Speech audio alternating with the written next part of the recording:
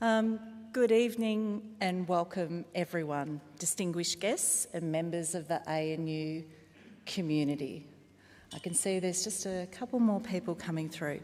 My name is Rebecca Brown and I'm deeply honoured to join you in celebrating the life and legacy of one of the world's leading climate change scientists, Professor Will Steffen, and to do so with his wife Carrie and daughter Sonia, who are joining us here at the Llewellyn Hall, and also his beautiful granddaughter, who's wearing her future climate change advocate onesie tonight, which I think is really special.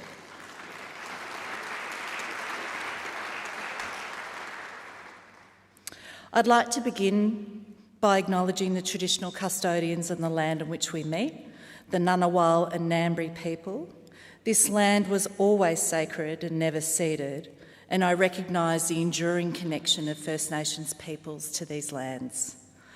As the new Provost and Senior Vice President of ANU, and today's day 14 for me, I'm inspired by ANU's commitment to not just acknowledge, but to foster understanding and respect for Indigenous cultures. This includes working towards reconciliation and promoting the voices and contributions of Aboriginal and Torres Strait Islander peoples. I pay my respects to their elders, past and present, and extend that respect to all Aboriginal and Torres Strait Islander peoples that are joining us here this evening.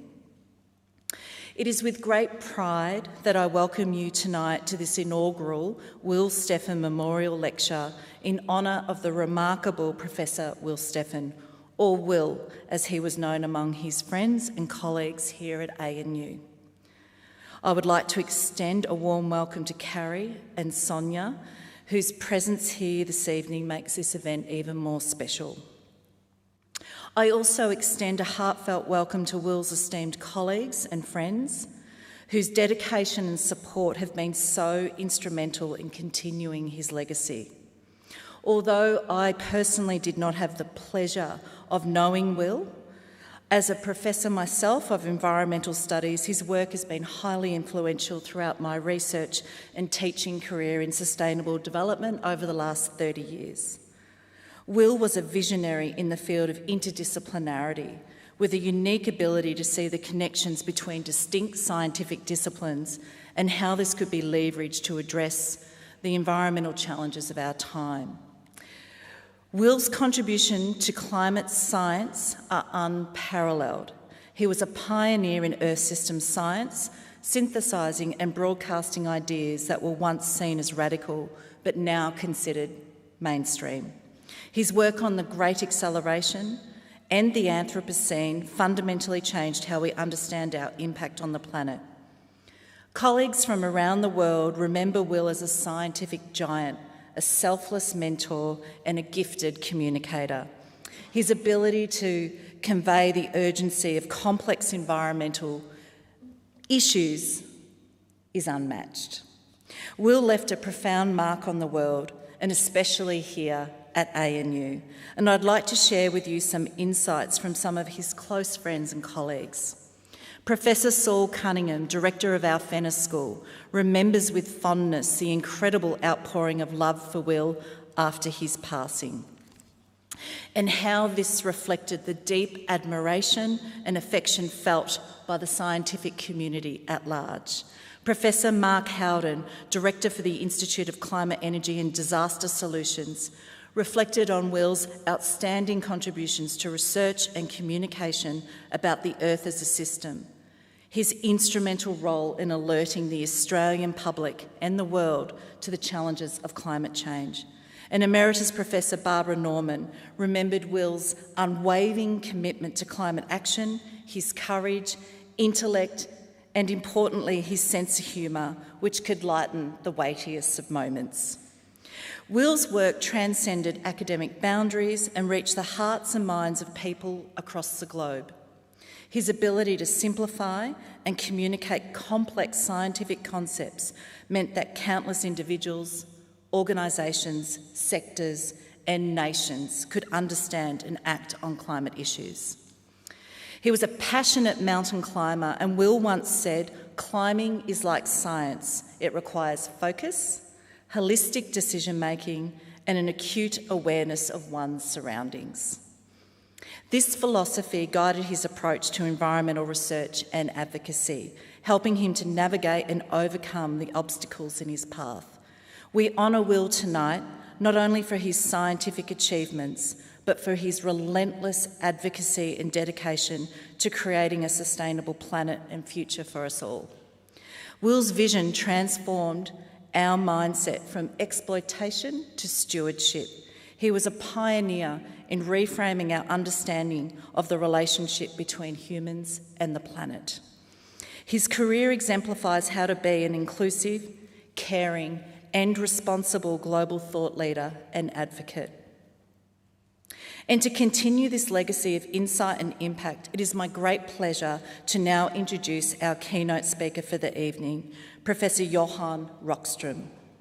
In the spirit of global collaboration that Will championed, it is fitting that our inaugural keynote speaker for the Will Steffen Lecture is Professor Rockström, who joins us virtually from Germany. Professor Rockström is the director of the Potsdam Institute for Climate Impact Research and himself a globally leading Earth system scientist, internationally renowned for his work on global sustainability. His exceptional work has earned him numerous accolades over the years, including the world's most prestigious environmental prize, the 2024 Tyler Prize for Environmental Achievement. He has led a distinguished career advising governments and global organisations, including the World Economic Forum and the United Nations Sustainable Development Solutions Network. He has significantly contributed to the Intergovernmental Panel on Climate Change, chairs several distinguished boards and serves as Chief Scientist of the Conservation International. Tonight, Professor Rockström will speak to us about a pivotal, a really significant, transformative scientific concept that was co-developed with Will, the Planetary Boundaries framework, a concept that's been foundational in shaping the world's understanding of sustainable development. It is a great honour to have him join us this evening. I thank you for your time, and please join me in welcoming Professor Johan Rockström.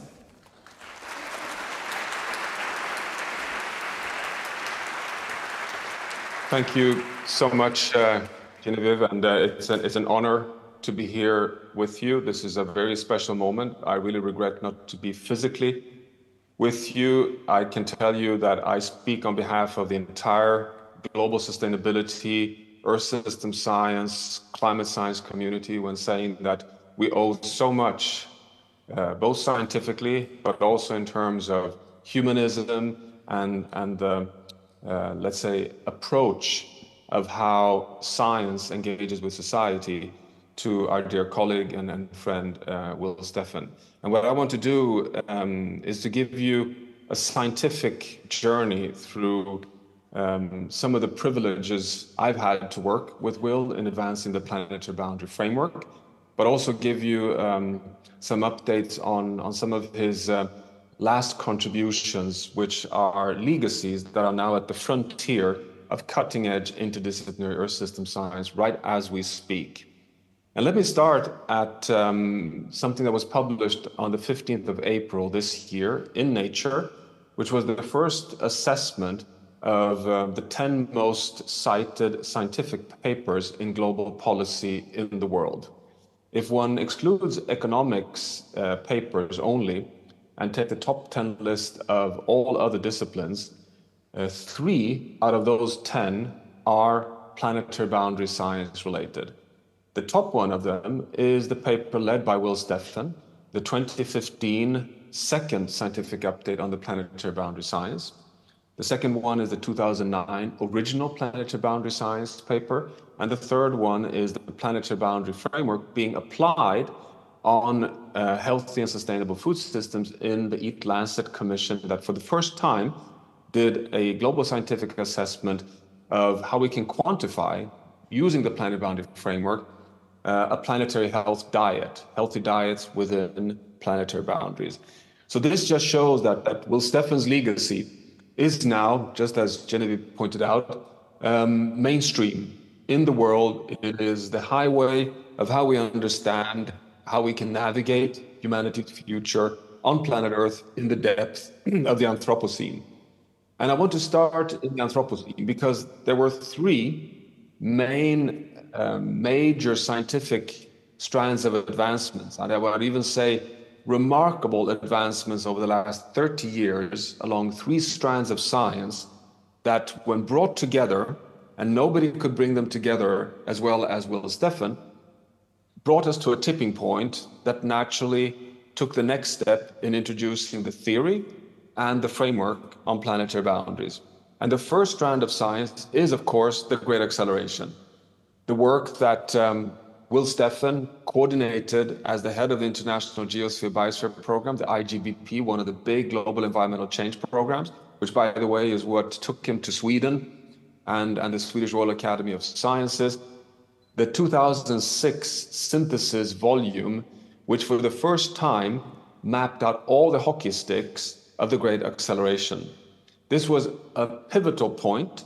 It was inspired very much from the 2002 engagements between Will Steffen and Nobel laureate Paul Crutzen, one of the three scientists who got the Nobel Prize for explaining and observing the depletion of one of the planetary boundaries, the stratospheric ozone layer, the protective ozone layer, which, by the way, is fundamental for life on the southern hemisphere, where we're currently today, so to say, in this session.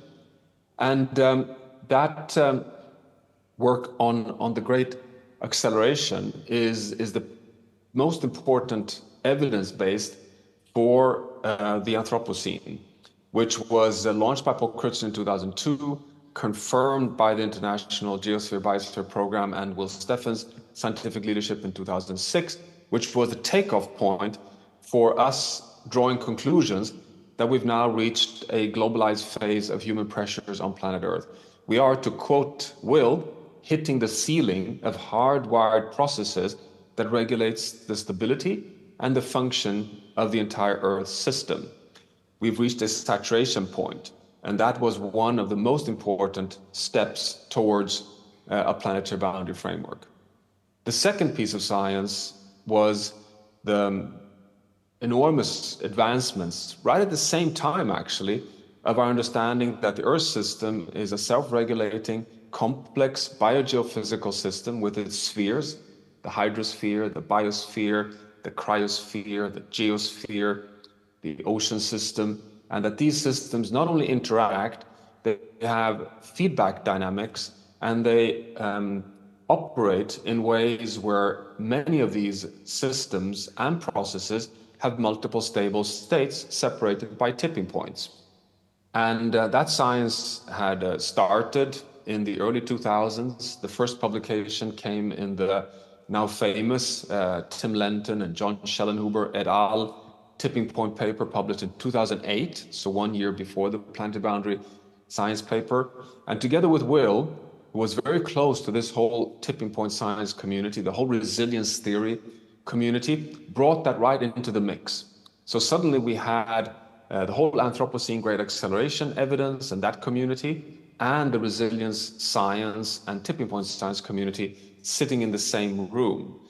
But there was one third line of science required, which was really pivotal, and it was Will that brought that to the table, because he had been so passionate in also engaging in something called pages. And probably there are some in this room right now who are scientists in the phenomenally important paleoclimatic program pages. There's looking at the journey of humanity on planet Earth in deep time. And the paleoclimatic science gives us today, through ice core data from both Antarctica and the Arctic, as you know, amazing and so relevant description of the journey of the Earth system over the last 1 million years.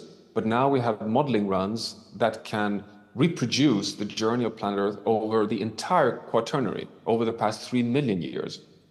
But it's only basically the last 1 million years that are truly relevant, because that is the period when the planet operates within the limit cycle of glacial to interglacials, and that we have these Milankovitch cycles with 100,000 year glacial periods, shorter, 15 to 30,000 years interglacials. We have 6 to 8 of these, and that is the oscillation of the Earth system until we come to this final ice age, and we leave it some 20,000 years ago and enter the most recent interglacial, the Holocene, the remarkably stable interglacial phase, which Pages and other scientists showed has a global mean surface temperature of 14 degrees Celsius with a very narrow variability. In the first papers, when we started this work in 2006, 2007, it was plus minus 1 degree Celsius. The most recent science shows it's plus minus 0.5 degrees Celsius. Can you imagine? A life corridor that is so narrow. And what was fantastic here, and it was entirely thanks to Will, bringing in also anthropology and paleoanthropology, the Oppenheimer et al. Work, showing that we've been modern humans on planet Earth through 2 ice ages and 2 interglacials. So only in the tail end of this 1 million year journey, within this life corridor where science shows we never actually exceeded 2 degrees Celsius of warming, and deep ice age is somewhere between -5 and -6 degrees Celsius. So a remarkably narrow life corridor, even in its widest sense, but even more narrow when it comes to the Holocene. We as modern humans, as modern Homo sapiens, have just lived through the 2 most recent ones of these ice ages, 250,000 years. As modern humans on planet Earth, we were hunters and gatherers, we were a few million people. We leave the last ice age 20,000 years ago, we enter the Holocene, we just live in the Holocene 2,000 years roughly, and then we go through this phenomenal transition through the Neolithic Revolution, where we domesticate animals and plants, and transition from hunters and gatherers, a few million people, to becoming sedentary farmers. And we have a takeoff point for civilizational journey as we know it, and we reach the great acceleration in the 1950s. Off we go on the hockey sticks, we enter the Anthropocene, and here we are today, 2024, 8 billion people on way to be 9.5 billion people in the modern globalized world of today. And Will Steffen's conclusion on this, a collective conclusion in this work, when we put all this data together on the Holocene and the Anthropocene and tipping points, was as simple as it is dire. And I can tell you that that has been the guiding principle. And I've been so inspired by Will Steffen throughout my professional life of this conclusion, that the Holocene is the only state of the planet we know for certain can support the world as we know it.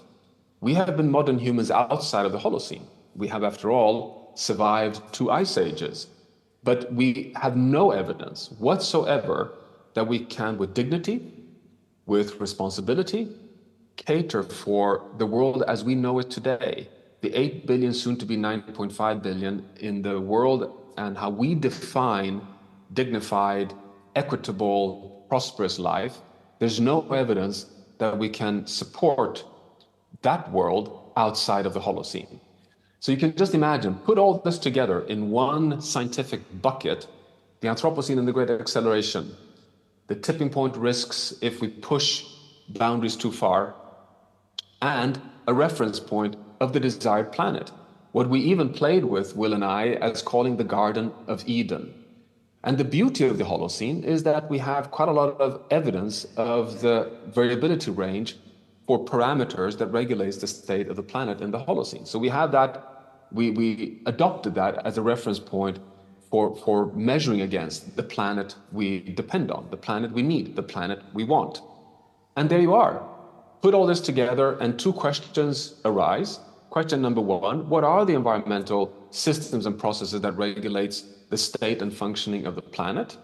And question 2 is, and that is the Planetary Boundary Framework breakthrough point, can we identify control variables for each of those environmental systems and processes so we can quantify a boundary within which we have a high likelihood of keeping the planet as close as possible to Holocene-like conditions, meaning avoiding crossing tipping points, avoiding undermining interactions and feedbacks that keeps the system in the healthy state of the equilibrium state of the Holocene, but beyond which we risk triggering irreversible changes that can cause a drift, not necessarily a collapse, but a drift where we start having reinforcing feedbacks that can push the planet away from the life support systems we all depend on. And there, ta-ta, we have the planetary boundary theory and the planetary boundary framework. It was launched in 2009, published in Nature as a challenge for the scientific community. Many people forget this, that the first publication of the planetary boundary science was not, publishing a finalized theory. It was saying to the scientific community, we challenged the world to now scrutinize our 9 planetary boundaries that we proposed. Our first attempts of quantifying only correctly 4, but tentatively 6 of the 9 planetary boundaries, and the response was phenomenal. We have, in the end, 1,500 peer-reviewed papers that have, we've mapped that quite recently, come out and deeply scrutinizing, criticizing, and turning every stone on the planetary boundary science. We did, Will led an update of the planetary boundary science in 2015, which was published, and we could quantify 6 of the 9 boundaries. 4 of the 9 boundaries were outside of the safe operating space. It led to a tremendous media impact across the world. I have some beautiful pictures on, particularly in Australia, how showing how the planet is now drifting away outside of the Holocene space. Will was a fantastic spokesperson for the science. We had advanced quite a bit on control variables, but one of, in my view, and Will agreed with this, that in 2015, perhaps the most important conclusion was that we saw no scientific groups that questioned that we need to add a 10th boundary, but nobody provided evidence either that we should remove one of the 9. So today, we feel more confident than ever, actually, that if we are stewards of these 9 planetary boundaries, we have a good chance of handing over to future generation a planet with good life support and with healthy resilience, the ability to cope with stress in the Anthropocene. So that was a big advancement. And in 2023, we've done a 3rd scientific update, and Will was core part of all these scientific advancements. But I also want to share with you that in parallel, we, and it was really myself and Will, we wanted to really ask ourselves the question, what happens when we transgress boundaries? What are the risks that we actually push ourselves towards an irreversible drift, towards what potentially could be a planetary tipping point? And the question was quite simple and a very basic hypothesis, which is, if we burn fossil fuels to a point where we reach 2 degrees Celsius of human-caused global warming, what will the planet's response be? Particularly if we continue on our conventional path on losing biodiversity, eutrophying our freshwater systems with nitrogen, phosphorus, degrading land and continuing to deforest, particularly the big forest systems, continue to load aerosols, continue to load chemicals. So all the planetary boundaries that are outside of the safe space. And the conclusion we drew was that already at 2 degrees Celsius warming, we risk bumping up warming just through Earth's system feedbacks of a planet that is losing resilience to 2.4 degrees Celsius. And at 2.4 degrees Celsius, we can't exclude causing a domino effect with more resilient tipping element systems, like, for example, permafrost systems, starting to waver and cause additional feedbacks, meaning that you would potentially start a cascade of gradually increasing self-amplified warming trends, which could lead to a drift, not a collapse, but a drift. And this is what became the Hothouse Earth paper that Will led. It's probably the most cited paper so far in my collaborations with Will, and admittedly, it also was debated so much because it was misunderstood by many as if we were suggesting a runaway climate change, which was never the case. We were just flagging that we risk coming to points where you can cause a self-amplified drift. But the point was that it required courage. And Will Steffen really, really represented intellectual robustness combined with courage. He did not hesitate to to gather and convene the best scientists. We had many, many workshops that we co-convened, very much thanks to Will. And based on this, we could put out this very, very challenging piece on the hothouse Earth, which has been a guiding principle and work that has triggered a lot of science around the world today. And a final paper I'd just like to share with you, because it's the final scientific paper that Will produced. It was published in the Proceedings of the National Academy of Sciences. It was actually published after we lost Will, so it was a posthumous paper, but he had been part of the workshops over 2 years for this, gathering lawyers, Earth system scientists, tipping point researchers, social scientists. He was so engaged across the disciplines. And our question was, do we have to redefine the global commons? Do we have to, in the spirit of Elinor Ostrom, a close friend of Will, also throughout his career, do we have to redefine the planetary commons in the Anthropocene? And ask ourselves the question, a global commons is generally understood as being the systems outside of national jurisdictions, owned by nobody, and therefore owned by everybody, and therefore have to be governed collectively. We proposed in this paper that we need to redefine the global commons to be any biophysical system, any environmental system that we all depend on, irrespective of where you live on planet Earth, and irrespective of whether it is inside or outside of a national jurisdiction.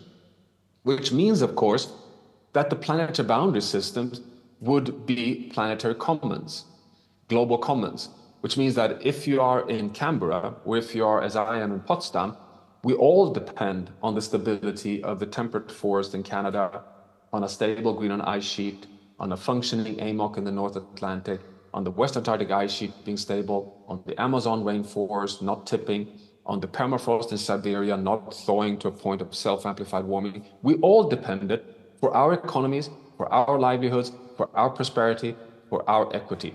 And this is a completely new concept, and Will was pushing it very hard. And if it hadn't been for Will's scientific diplomacy of how to bridge the political sciences, the social sciences, the lawyers that he knew so well with the Earth system scientists, I can tell you that paper would never have crossed the finishing line. So we have so much to thank Will. This is still at the frontier. It doesn't pass a week in my work without us referring in one or often several times to Will's work. So he's very much alive in our academic endeavors today, and we are so grateful to his legacy, and humanity should thank him as well. We cannot navigate the Anthropocene without the great knowledge that he provided to us. Thank you very much.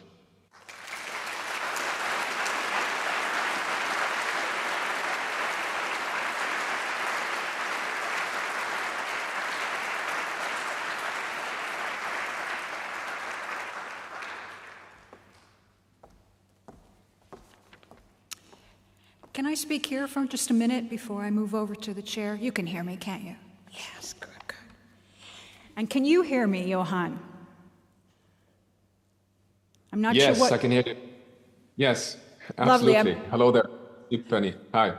Hello, hello. So good to see you again, and thank you for that whirlwind tour of Earth system science and Will's enormous contributions to it. You conveyed so much, so clearly, in so few minutes. I know that you could speak, and you have spoken for hours and hours about these very things. Your work with Will, with Catherine Richardson, and so many others on planetary boundaries was absolutely seminal. And we're just beginning to understand, really, how our human interconnectedness with the whole Earth system is transforming our planet and all that depends upon it. So thank you, Will, thank you, Johan, and thank all of the Earth system scientists in this room and around the world for increasing that understanding. I'd say give them all a round of applause again.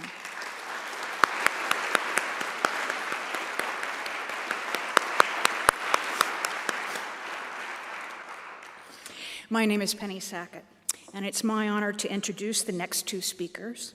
But before I do, I want to pay my respects to the Ngunnawal and Ngambri people on whose land we meet, and thank them for their stewardship of country. The first peoples of this land have had a spiritual understanding of planetary boundaries for millennia. And it can be summarized as, if we take care of country, country will take care of us. Joining me now on stage are two other scientists, friends, and collaborators of Will, both of whom have made huge contributions to Earth system, climate, and environmental science. So I'll ask first Professor Brian Walker, an ecologist who is a leader in defining and understanding resilience and adapting concept systems, to join. He's known Will for decades, especially during their interaction at the GCTE program of the IGBP. Oh my goodness, all those acronyms. That's the Global Change in Terrestrial Ecosystems section of the massive 30-year International Geosphere-Biosphere program. Brian is now an international professor at the ANU and worked for many years at the CSIRO up until just about 3 weeks ago, I believe.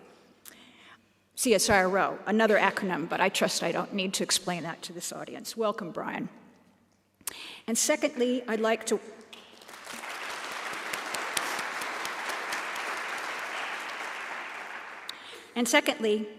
I'd ask Professor Leslie Hughes, who is Pro-Chancellor of Macquarie University and a distinguished Professor Emerita of Biology, to join us.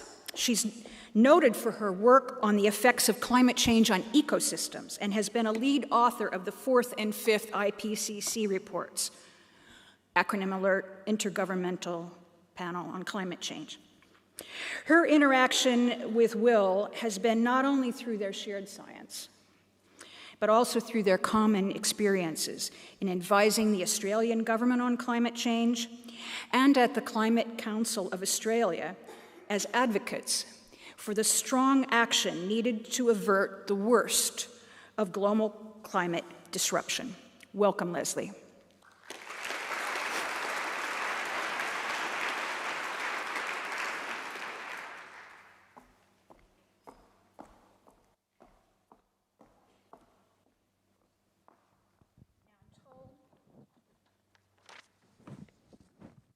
Each have microphones, I'm told, and someone else is controlling when they're turned off and on, just in case, any one of us embarrasses ourselves. Can you hear us? Can you hear me?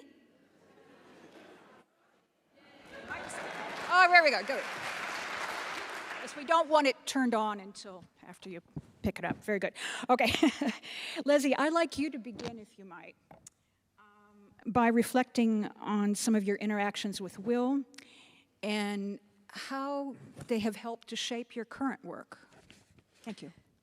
Thank you very much, Penny, and good evening, everyone. I'm extremely honoured to be here. My main goal in the next 7 minutes is to get through the 7 minutes without bursting into tears. So I apologise in advance if I fail to do that. I want to briefly talk about a time that Will and I worked very closely together that meant so much to both of us. I'm going to start with Julia Gillard. You will all remember, of course, especially here in Canberra, that Julia Gillard back in 2010 had a hung parliament. A hung parliament was really bad for the Labor Party, but it turned out to be really good for climate action. We need to remember that for our next election, I think. I will be quite political, I'm warning you. Julia Gillard formed a thing called the Multi-Party Committee. Will was the climate scientist on that committee. Other luminaries like Ross Garnaut, the economist, were on it, plus some independents, some Greens, and several people from the Labor Party. What that committee came up with over many months was Australia's first carbon price. And I remember Will talking very fondly about the skill with which Julia Gillard chaired that time. They not only came up with a carbon price that did actually reduce emissions quite effectively, quite quickly, but they also came up with the idea of the fact that this needed to be explained to the Australian people. A thing called a Climate Commission was formed. Tim Flannery was appointed as the Chief Commissioner. He immediately asked Will to be the climate scientist, and Will, bless him, recommended that I be asked to be the climate impacts person. I accepted, of course, straight away. It was a wonderful and interesting opportunity, and I don't exaggerate at all when I say that it actually did, as Penny indicated, change both the course of my career and indeed my life. For the next 2.5 years, the 6 of us, the commissioners, travelled all over Australia. We spoke in about 30 different regional cities and towns. We did town hall meetings, literally in town halls, but also in pubs and clubs and cinemas and libraries and any venue big enough to hold the audience that would come. We spoke to tens of thousands of people. We answered hundreds of questions. At the beginning of each of these events, Will and I would do a little tag team match on the stage. Will would talk about what was going to happen with the climate and what had happened already, and I would then go local and talk about the impacts on that local environment. During that time, which was an exciting time, we were mostly received with cordiality and collegiality and gratitude, occasionally with hostility and scepticism. But Will taught me 2 really important things during that time. Firstly, that being, as an academic and as a scientist, being an advocate was not a dirty word. Indeed, he taught me that if you trust the climate science and if you understand what could happen in the future, then the only ethical and moral position was to advocate for the most well-based, evidence-based science policy. So that was the first thing. The second thing that Will taught me in that time was that he would always have my back, even in some of the most stressful situations that we faced. And I just hope that he also knew that I would always try to have his. But all good things come to an end. I'll give you 2 words: Tony Abbott. Abbott had indicated before the 2013 election that if his government was successful and he was the Prime Minister, that he would abolish the Commission. And he did indeed live up to that. When it actually happened, even though we were expecting it, it still came as a body blow. I know to Will, it certainly did to me. But we had already resolved that our task was not finished. Will, I remember saying, well, we've got to keep going. If we can get the money, we've just got to keep going. In short, 11 years later, the Climate Council raises millions of dollars a year in donations from concerned and generous Australian citizens. We now have over 50 staff, and we're still going. And I would say with a high degree of smugness that we have vastly outlasted the Tony Abbott Prime Ministership.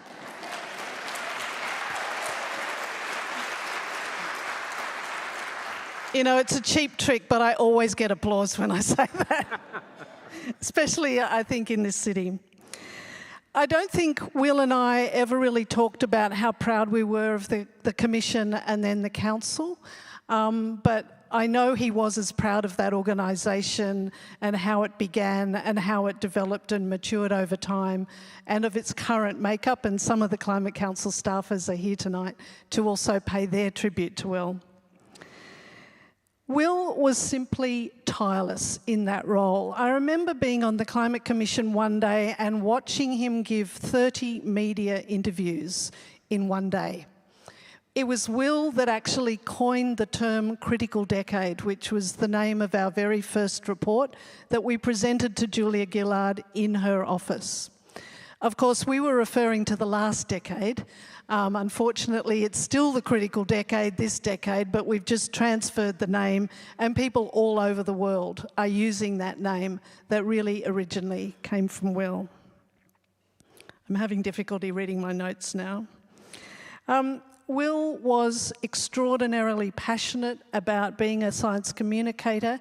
He rarely lost his cool, occasionally, but very rarely lost his cool, especially not in public. I know that he was looking ahead to getting well and getting back to the task about which he cared so much. A couple of days ago, I went back to my CV in preparing for this talk and counted up how many things Will and I had co-authored together. And the tally came to 1 book, several papers, and nearly 50 reports for the Commission and the Council. So ours was a professional partnership that has outstripped any other that I have ever had. But so much more than that. Will was so much more than a colleague. He was a hero. He was my hero. Thank you very much.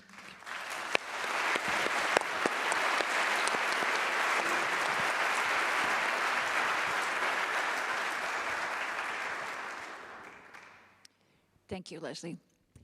You've reminded us that Will refused to let his dedication to careful and exacting science limit the full expression of his humanity, including communicating in very clear language what is important and why.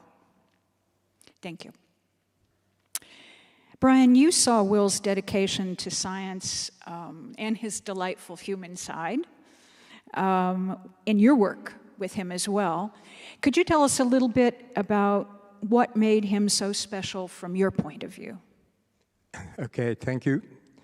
Yes, mine is a fairly personal view of Will from his earliest days of getting into the whole field of global dynamics. And it was such a privilege for me to do that with him. Most scientists want to tell you how the world works, according to their research and what's important from the viewpoint of their discipline. They are much less interested in your view of the world and what you think they should know. But Will wanted to listen and understand all their views and try to figure out how they're related to each other. An atmospheric physicist and a soil microbiologist generally have very little to say to each other. But Will could engage in a meaningful way and a meaningful conversation with both of them about their work and interests and what they were trying to achieve. And he could find common ground between them and get them to engage with each other. Will's expertise was in being a generalist who wanted to and could understand the whole picture. And he excelled at seeing and putting it together. Very few people can do this. And Will was a star in making it happen. One example of his broad interest and ability in this integration that highlights the kind of things he achieved was his development of the great acceleration concept that Johan has just described earlier. And I won't repeat all of that, but there had been work done, of course, before on the increasing rate of change in various aspects of the world's environment. But there'd been no synthesis. And Will pulled it all together with his group, but he led that. World population, GDP, energy use, water use, ocean acidification, tropical forest loss, and so on. 24 different aspects that make up the world, all of them showing this hockey stick, as Johan called it, steeply inclining rate towards in the very recent past. And he summed it all up with his group again in a very impressive figure, where they all were shown with each other, of these steeply accelerating curves. And the paper that he wrote with them and the way they presented it had, and it still has, a huge influence on integration of the science of global change and of its awareness amongst policymakers and practitioners in resource use. It was a very powerful overview of integration. Now, the science of global change is done in different ways, in different disciplines, and it's hard to bring them together to achieve the integration of all these different aspects in a meaningful way. We spent many hours discussing this, and shortly after his death, our colleague Nick Abel and I were discussing Will's role in it all. And we agreed that he was like the conductor of an orchestra with a special ability. In an orchestra, the conductor's job is to get all the musicians to deliver a rendition of a beautifully composed symphony. Will's job was harder. He had to get the musicians to compose a cohesive symphony in the same key, respond to and complement each other in how they played, getting fast-moving sonatas and slow adagios, dealing with different timescales, to make music and together produce an ever-evolving symphony, all orchestrated by Will. Being able to do this, to get everyone to work together in this complementary way, takes a special kind of person.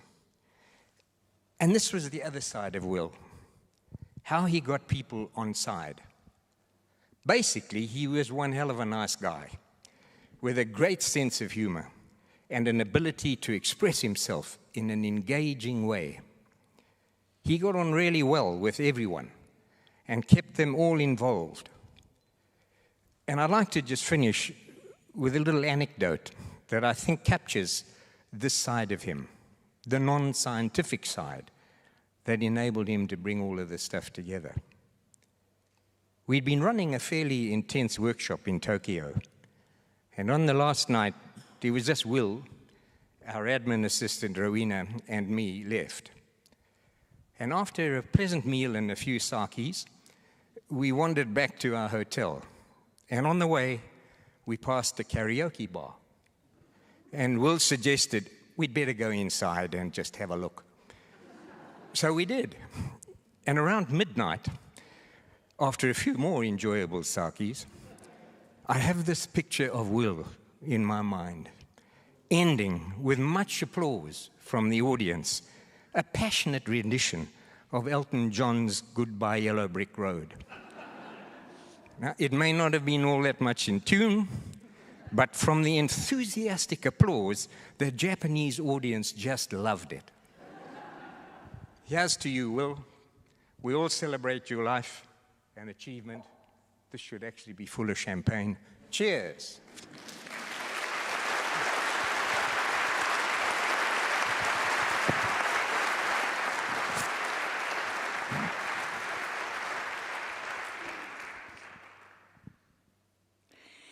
Thank you, Brian. You know, as you were speaking, I was thinking about that trait of Will, that he could make everyone feel special. I myself had an immediate feeling of delight and connection when I first met Will at ANU, and at first I thought it was because we were both had been born and raised in the very middle of the United States. But I quickly realized, no, it had nothing to do with that. Will made everyone feel comfortable and listened to and respected. He got along with nearly everyone because he respected people as individuals, and he knew that they each one had something individual to contribute to this world. So I've been given a little time to tell you a few stories about my interaction with Will.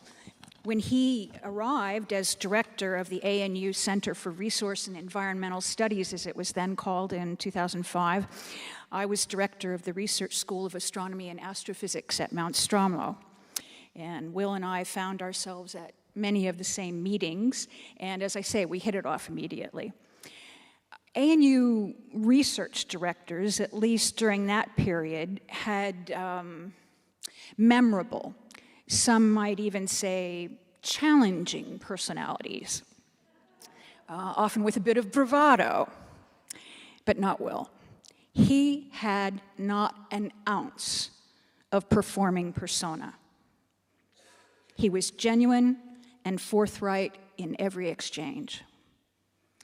Will was quickly enlisted to become ANU Pro Vice Chancellor Research, and we became closer confidants during that period. But I think it's fair to say that Will was relieved when, after 5 months only on that job, he was able to step out of that role to become the first director of ANU's Fenner School of Environment and Society. He relished being back at the buzzing boundary of Earth system science and its relationship to humanity. And with his supreme command of science and his clear respect for students, he was a favorite teacher and mentor.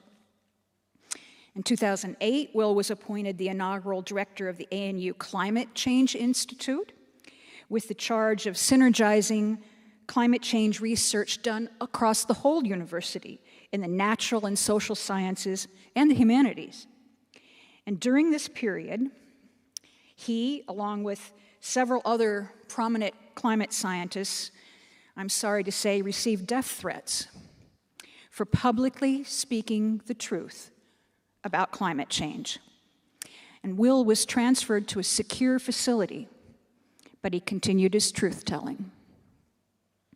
He was an invaluable and generous informal advisor to me on climate change when I was Australia's chief scientist. And at one point, we were called into a meeting with former Senator Fielding, then Minister for Climate Change Penny Wong, and 2 well-known climate skeptics. Now, I can't tell you that any minds were actually changed during that meeting, but what I noticed was that the division of topics was appropriate. I, as chief scientist, had the easy task of explaining why the sun was not responsible for current changes in global heating. And Will covered absolutely everything else. And he answered all of the questions with calm directness. I'll remember it to this day. And when the ACT Climate Change Council was established as a statutory body in 2011, Will was among its first members. He and his council colleagues advised the ACT government to focus on electrification as a first important step, with a target of 100% renewable energy by 2020. That goal was viewed as impossible by some, and yet it was achieved. As a co-member of that council, one thing I noticed about Will was that, unlike many other busy people, he was always engaged in the meetings. He did not, as some do, read their emails, scroll through messages on their phone during the meeting. No. Will always gave you 100% of his attention. And I believe this is one of the reasons why he was such a good communicator on a personal level. He was always present. He was engaged and listening. Now, on that council, I worked with Will on science-based emission targets for 2030, 2040, and 2045 for the ACT with the other council members. And that work, which culminated in the territorial government of the ACT adopting those recommendations and enshrining them in law, was one of the most pleasurable and rewarding experiences of my professional life. Committed communities working together can make a difference. They can walk the walk as well as talk the talk. Will could and would explain the enormous dangers of climate change to any audience, including Australian courts. His testimony was central in 3 landmark cases that set precedents in Australian climate litigation: the Sharma case, the Rocky Hill case, and the Galilee Coal Project case. In Sharma, the primary judge ruled that the then Commonwealth Minister for the Environment had a duty of care to protect children, from climate change harm when making decisions, for example, about fossil fuel developments. The ruling was overturned on appeal, but the climate science presented by Will was judged uncontested evidence, which was a very important precedent, and also laid the groundwork for the current duty of care bill, which was introduced by independent ACT Senator Pocock and is now before the Australian Parliament. Will always made the clear distinction between what science had determined and what it had not, what he knew and what he did not.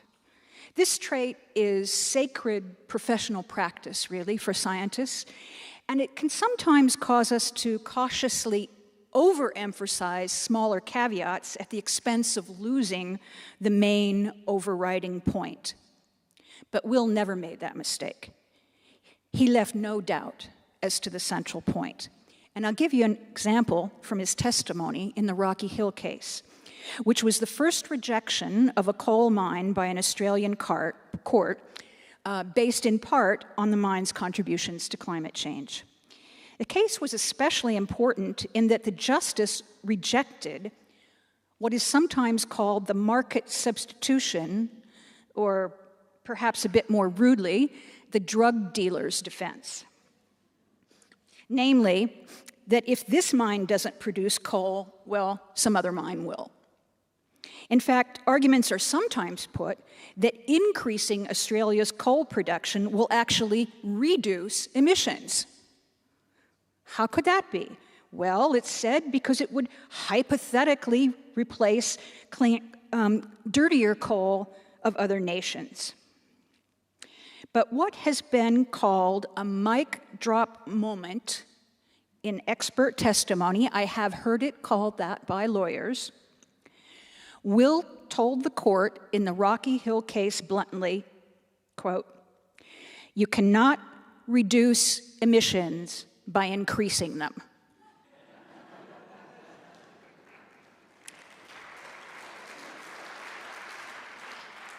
And I'm told that court records might show that he followed that by saying, "It doesn't take an Einstein to work that out."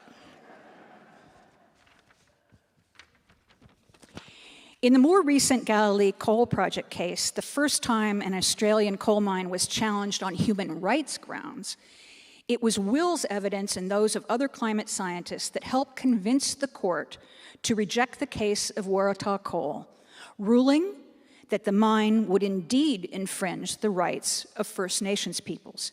An important precedent set in that decision was judicial acceptance that regardless of whether Australian coal is burnt in the country or overseas as an export product, the resulting emissions will exacerbate climate change in Australia and reduce the possibilities to meet the Paris Agreement targets.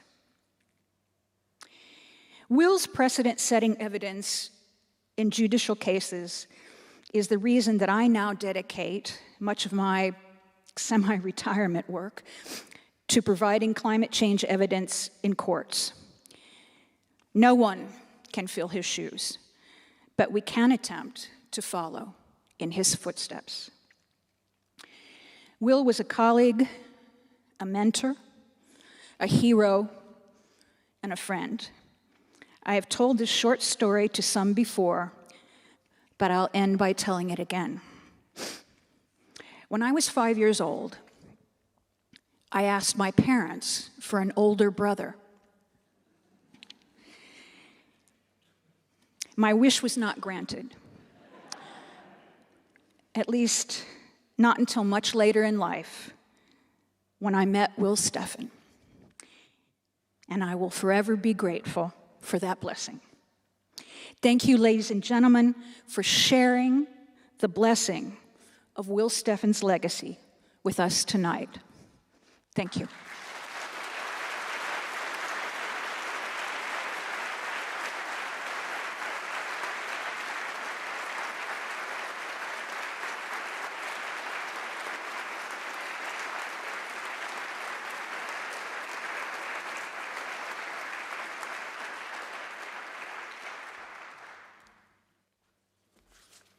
everyone.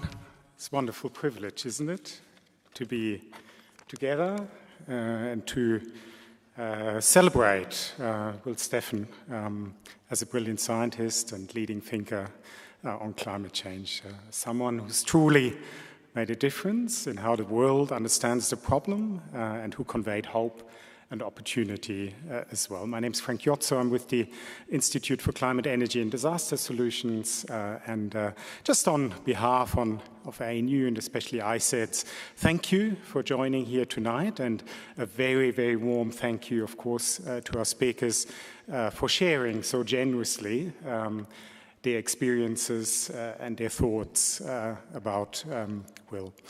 Professor Johan Rockström, Professor Leslie Hughes, Professor Brian Walker, Professor Penny Sackett, Professor Rebecca Brown, of course, as well. And behind the scenes, thank you to Pamela Lourandis, Dharmesh Panvalkar with Neil and Shruti, Jamie Kidston and team, and Renee Jones, and many others as well.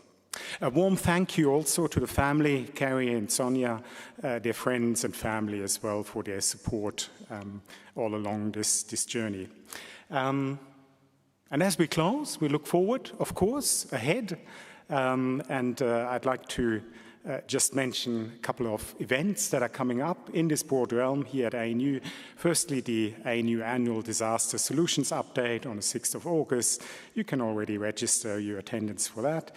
And we'll hold the ANU Annual Energy Update on September the 18th, details to be announced. So thank you very much for taking part, and good evening to all of you.